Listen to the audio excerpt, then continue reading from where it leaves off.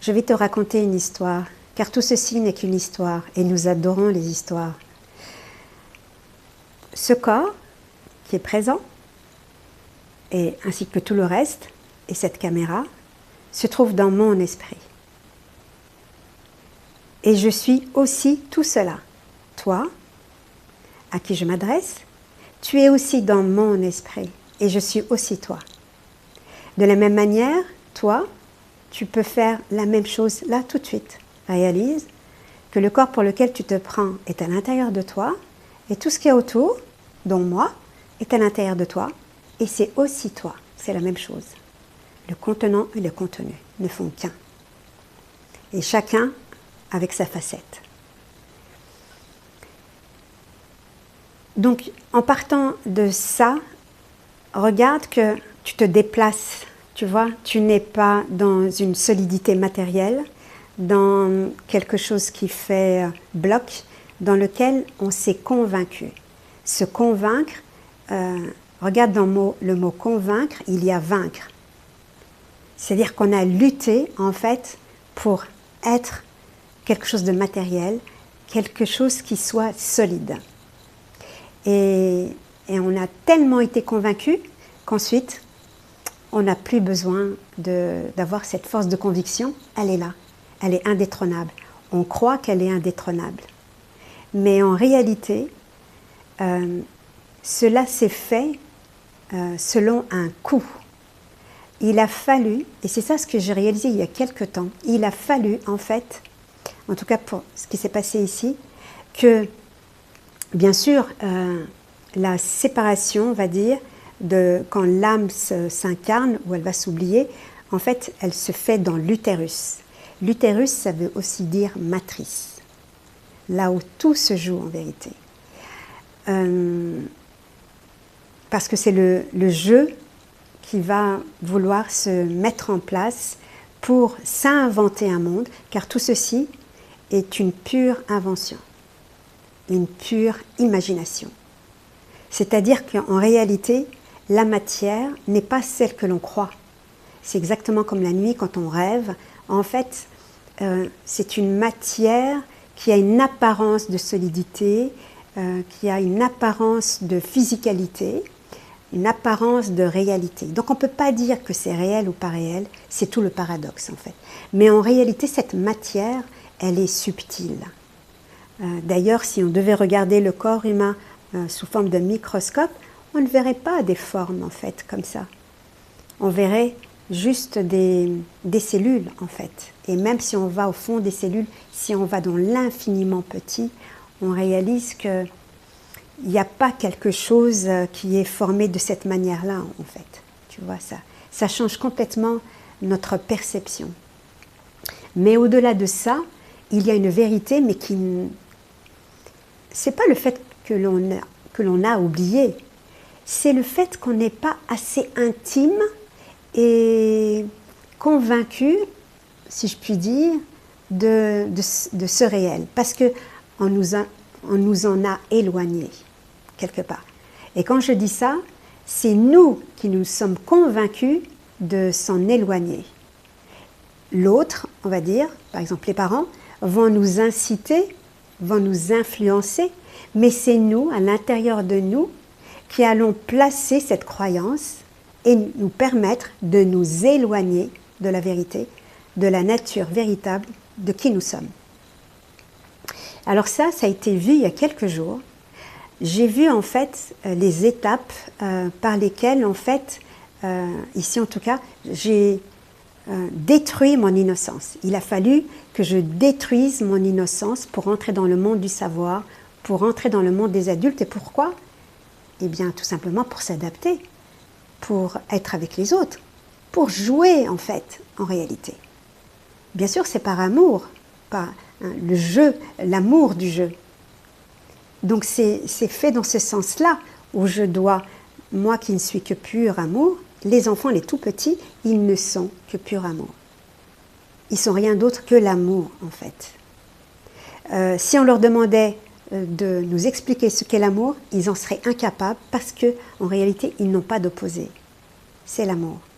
Ils ne peuvent que le manifester, l'exprimer. Ils vont faire un dessin, ils vont te dire je t'aime, ils vont faire une pirouette, ils vont chanter, ils vont te dire c'est ça l'amour, quoi. C'est dire ce qu'ils sont. Mais comme ils vont entendre à un moment donné, de manière, on va dire, symbolique, de manière schématique, hein, parce que ça ne se passe pas exactement comme ça, mais de manière schématique, c'est je n'aime pas qui tu es.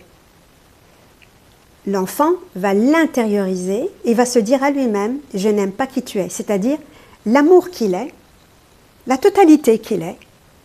D'un seul coup, il va jouer à ok, on ne veut pas de ça, mais avec un déchirement. En fait, il y a un déchirement là-dedans. Et le déchirement, il est consenti pour jouer avec les autres. Je dois m'oublier pour pouvoir rentrer dans un jeu avec les autres. Pour pouvoir créer un monde, en fait, avec les autres. Qu'il y ait des autres, en fait. Et quand j'ai fait ça, quand je me suis éloignée de l'amour, en fait, il y a une constitution ici de quelque chose qui va se développer pour devenir une personnalité, une identité à part entière. Mais regarde qu'elle est vide, en fait. Donc elle va se remplir de quoi? De savoir. De je sais, ça je sais pas. Mais le je ne sais pas, je veux le savoir. Donc perpétuellement, on va demander, le je veut demander à l'autre, est-ce que ça tu sais? Tu vois, il va être attaqué quelque part, on va lui demander de savoir, donc lui va avoir de cesse de savoir. Ne serait-ce que le temps, l'enfant met plusieurs années avant de comprendre le temps, avant de savoir lire une montre. Je ne sais pas véritablement vers quel âge concrètement l'enfant il est capable en fait de lire l'heure sur sa montre. Pourquoi? Parce que c'est conceptuel, parce que ça n'existe pas, tout simplement. Ça n'existe pas pour l'enfant. Donc c'est quelque chose qu'il va répéter, comme un acteur, il va jouer vrai ce qui est faux. Et tout ça pour le jeu. Mais il y a véritablement une séparation d'avec nous-mêmes, là pour le coup, qui va se faire dans la matière, qui va être extrêmement compliquée. La vraie séparation, elle a lieu dans la matrice, mais elle va se poursuivre. Et moi, j'ai vu ici la douleur de quitter l'innocence que j'étais. Et on me disait, alors l'innocence, c'était vu comme de la naïveté. On me disait, ah, tu es naïve. Donc, j'avais l'impression qu'on se moquait de moi et on réclamait de moi autre chose. Je devais être intelligente. Et du coup, pour être intelligente, je devais oublier qui je suis, l'innocence même, la légèreté, la douceur même. Donc, je rentrais dans une forme de violence, de dureté, pour accumuler du savoir et pouvoir répondre aux autres, pouvoir jouer. Regarde, on en vient toujours au jeu, en fait. De la même manière, la beauté, si j'aimais par exemple, je ne sais pas moi, un animal, je ne sais pas moi, un petit insecte, et puis à côté il y aurait un papillon, on va me dire « Ah, mais le papillon est beaucoup plus beau que tel insecte ». Mais pour l'enfant que j'étais, les deux sont equanimes. Une fleur fanée ou une fleur qui est épanouie, pour moi c'était la même chose. Mais on me disait « Non, ça c'est pas beau, ça c'est beau ». En fait, de la même manière que l'innocence, la notion de la beauté, puisque c'est moi la beauté, c'est pour ça que je la reconnais partout, que je ne fais pas de séparation.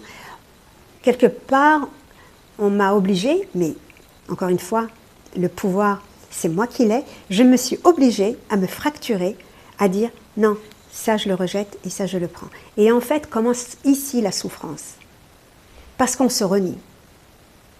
Parce qu'on doit s'oublier. Parce qu'on doit s'écarter de qui nous sommes vraiment. Pourquoi? Pour pouvoir jouer avec les autres. Sinon, on va être rejeté, on a le risque que l'on soit mis en quarantaine ou banni. Donc on va commencer à fonctionner comme les autres. Et le fait de ne plus aimer certaines choses que j'aimais, en fait, je vais ressentir une certaine forme de souffrance. Mais que je vais m'appliquer à oublier. Parce que je vais mettre d'autres stratégies, d'autres moyens de compensation pour oublier ce que j'ai fait. Et le fait de ne pas aimer certaines choses, c'est une souffrance, il y a une douleur en fait, qui après va être oubliée, parce qu'après ça va être neutralisé, ça va devenir complètement normal. Et là-dedans, il n'y a ni bien ni mal, c'est juste ce qui est, parce que je rentre dans le jeu en fait. J'étais sur ma base de qui je suis, et d'un seul coup, je commence à faire complètement autrement, à être complètement autrement, à m'inventer quelque chose, quelqu'un, pour être validé, pour être reconnu, pour que le regard de l'autre soit bienveillant vis-à-vis de moi. Et chacun va se renvoyer la balle. On va développer ce qu'on appelle une image, un masque. Mais en fait, il y a un coup, il y a une souffrance. Et elle est là depuis qu'on est petit. D'ailleurs, le tout petit, il ne peut pas, bien sûr dans certains cas ça ne marche pas comme ça, mais dans beaucoup de cas, un enfant, s'il a quelque chose qui lui pèse sur le cœur et qu'il doit aller, et c'est le moment d'aller se coucher, il ne peut pas aller se coucher comme ça. Il va avoir envie d'en parler à ses parents. S'il y a de l'ouverture, s'il y a possibilité de le faire, il va avoir le désir d'en parler ou de le dessiner. Enfin, il faut qu'il le dépose pour pouvoir être en paix et aller se coucher. Tu vois, parce que en fait, l'amour ne supporte pas un poids. Sauf que dans la séparation qui va se faire avec tous nos attributs, à savoir l'innocence, l'amour que nous sommes, la totalité, la bienveillance, on va s'en séparer pour correspondre, pour s'adapter au monde. Et il y a de la douleur ici, en vérité. Pour certains, ils vont me dire, je ne m'en souviens pas, je l'ai oublié, mais en fait, cet oubli vient du fait que c'est trop douloureux, ça fait trop mal. C'est comme un traumatisme en fait. Ça fait trop mal et aussi parce que ça va venir chambouler mon monde. Et peut-être que je n'ai pas envie que mon monde se transforme si je redeviens qui je suis vraiment. Parce qu'on veut rester dans le monde, l'illusion que l'on a créée. Tu vois, il y a un challenge ici en fait. De ne pas vouloir revivre ce qui a été vécu. De ne pas être honnête par rapport à ce qui s'est passé. Et de la même manière, dans ce processus d'identification, donc il y a cette séparation, ce déchirement avec notre vraie nature, l'amour que je suis, j'aime profondément le tout, et puis là on me demande voilà, d'apprécier certaines choses et de ne pas aimer d'autres choses. C'est un déchirement pour l'enfant que j'ai été. Tu vois, je l'ai vraiment vu, et on quitte en fait notre base pour atterrir dans quelque chose qui n'a rien à voir en fait, qui a à voir avec le jeu des préférences. Et encore une fois, pas de bien et de mal, c'est juste ce qui est. C'est pour rentrer dans le jeu, dans la partie, dans le game, dans le jeu. C'est comme un jeu vidéo, un jeu virtuel en fait. Donc en réalité, pour qui nous sommes, en réalité, ça n'a aucune espèce d'importance. Car ce que nous sommes est avant tout ça, en fait. Ce que nous sommes est vierge. C'est comme l'écran, en fait. Il est intouchable, il est inchangé. Il reste le même. Il ne change pas de lieu, en fait. Il n'y a pas de déplacement pour devenir quelqu'un. Par contre, ça constate et ça vit l'expérience de quelque chose. Donc, en fait, ce que nous sommes, en vérité, il est tout le temps en train d'apprécier et de jouir de ce qui se déroule, en fait.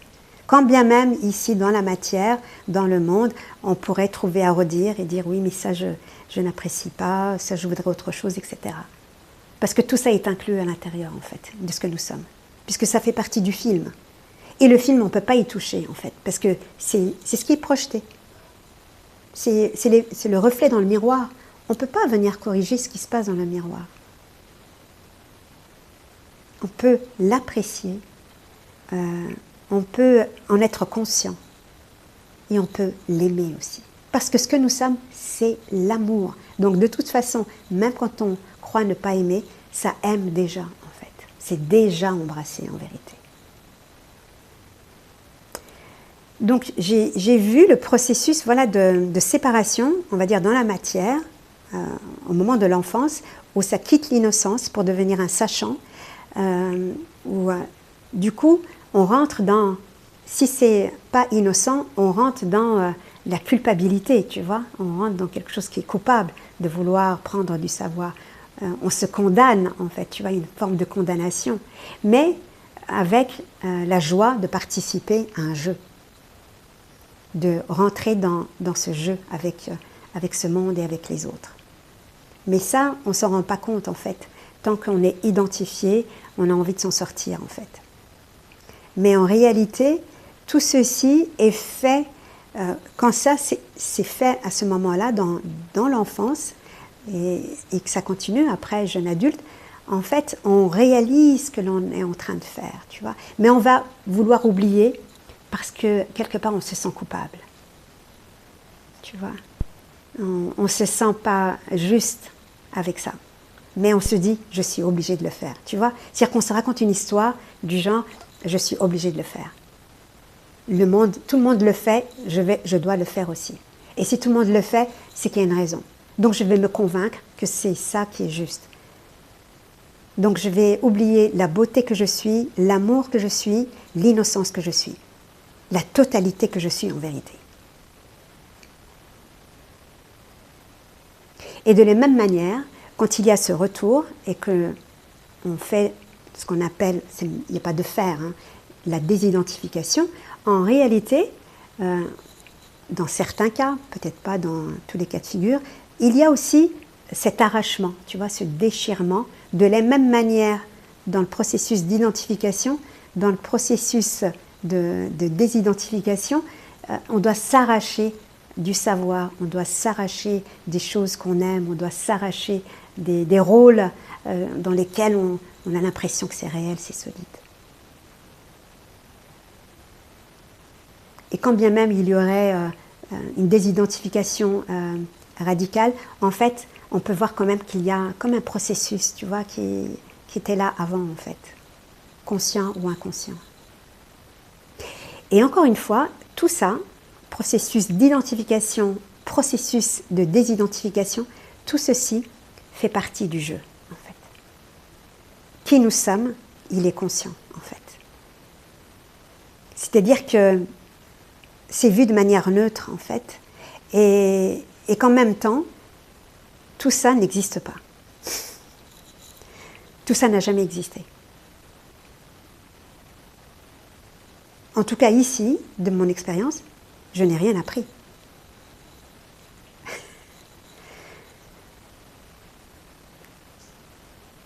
Car la connaissance, c'est moi. Dans une certaine mesure, je peux dire que je connais certaines choses, mais en réalité, je n'ai rien appris. Ça revient toujours au point zéro, en fait. Et quand je dis ça revient, ça n'est jamais parti du point zéro. Par contre, c'est véritablement, en fait, la dimension de la jouissance, de jouir de ça, de s'exciter avec ça. Mais on ne peut vivre ce banquet qu'à partir du moment où on est à la bonne place. Et quand ce n'est pas le cas, on est dans l'insatisfaction, on est dans le mal-être, on est dans le questionnement, le doute, et ce qui est OK. Parce que c'est ça qui te permet, en fait, de dire, il y a quelque chose qui ne va pas. Il y a quelque chose qui ne va pas avec moi, ce que je crois être moi.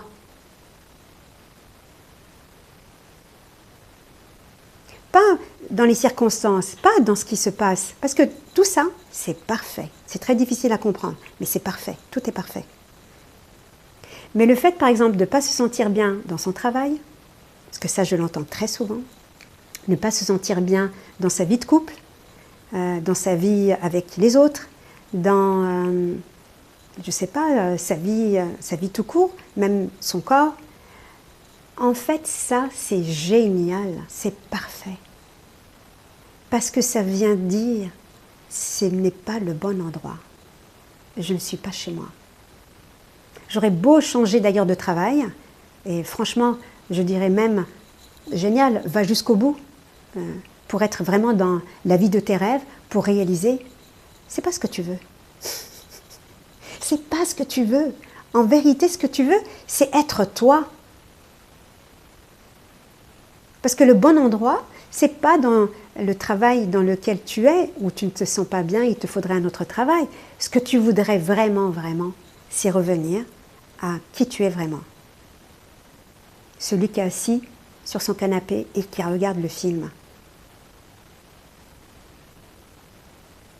Qui jouit du film, qui aime le film.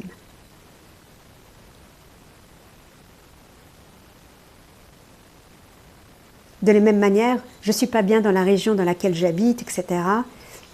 En vérité, ce n'est pas ça ce dont il s'agit. Ça veut tout simplement revenir à qui tu es vraiment. Après, dans la matière, ça peut changer, bien sûr. Tout peut bouger, bien sûr.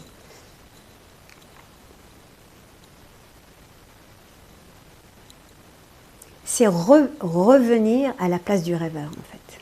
Pas en étant perdu dans le comédien qui croit être libre, alors qu'en fait, il n'est que dans l'articulation d'un programme qui est tout le temps, qui tourne en boucle et auquel on croit parce qu'on a donné le plein pouvoir à ses pensées, à cette histoire, parce qu'on s'accroche à cette histoire. Et dans les entretiens que je propose maintenant, autant les premiers, en fait, parfois je pouvais être radicale, j'avais vraiment ce regard laser, mais avec certains, j'ai remarqué que ça allait beaucoup plus, en fait, dans une forme, on va dire, de gentillesse, tu vois, il y avait un côté ici, gentil, je vais être gentil, je vais pas les couper, tu vois, il y a comme une mère avec son enfant, et qui laisse l'autre rêver. Mais aussi parce que peut-être que ça doutait du fait que l'autre va accueillir, quand je vais lui dire, là tu mens, tu te mens. Tu racontes n'importe quoi. Pour venir faire dérailler le train. Mais maintenant, je sens que je suis passée à un niveau supérieur où je suis capable en fait de faire dérailler les trains. Te donner un coup de pouce. Mais encore faut-il être prêt à entendre les mensonges que tu te racontes, même si tu n'en as pas conscience, et être prêt aussi à avoir déjà vu le deuil de ton histoire, tu vois. Parce que ça a à voir avec l'histoire. Tant que je m'accroche à l'histoire, tant que j'ai une saisie en fait. Dès qu'il y a une saisie, c'est ça le drame. Peu importe la chose, il y a une saisie en fait. D'être vivant, d'exister en tant que personne, il y a une saisie. Donc je veux exister. Je veux naître et je veux mourir. Et je veux vivre des tracas et des soucis et des ennuis. Sans se rendre compte qu'en fait, on est la totalité en fait.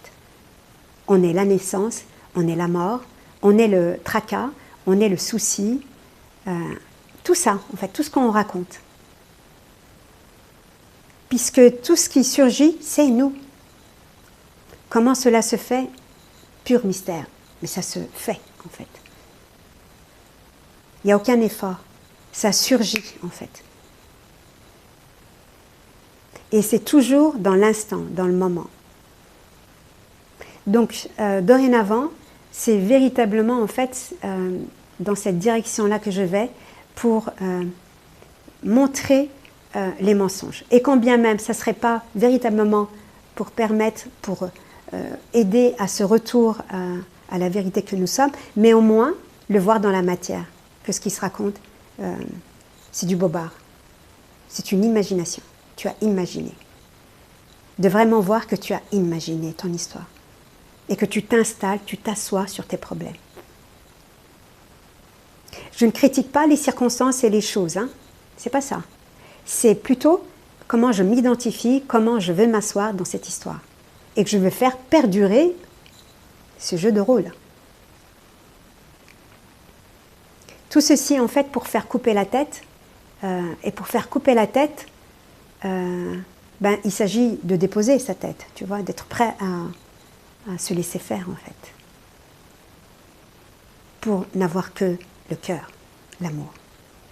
C'est l'amour, en fait, le maître directeur, qui va pouvoir diriger le tout, la tête et le corps, bien sûr. Car rien n'est oublié.